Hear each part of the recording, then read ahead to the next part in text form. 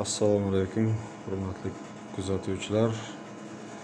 Mana bu ko'kkak kesiladigan stanogimiz. Uy sharoitida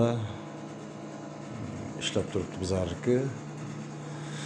7 ga 3 xonaga bemalol joylashgan. Sal bardakroq materiallar bilan birga bemalol sig'adi. Ko'p joyda egallamaydi demoqchiman. Bu stanok Samarqand viloyati Pastdarg'om tumaniga qo'yilgan. Bu stanokni bizlar Toshkentdan olganmiz. Bu stanokdan chiqadigan mahsulotlarga kiradigan bo'lsak, bunaqangi karnizlar, nalishniklar, nalishlik tagiga qo'yadigan o'yinchoqlar, bunaqangi naqshlar, xohlagan shakldagi yoki mana bu yerda ko'rsatilgan fasonlardan qilish mumkin. Bemalol figura masalasida hech qanaqa muammo yo'q. Cheksiz darajada qilish mumkin xohlagan narsangizni. Mana bu yerda 30lik taroq shaklidagi plastrimiz kesilyapti hozir. Pastda yonida nalishnikda kesilgan.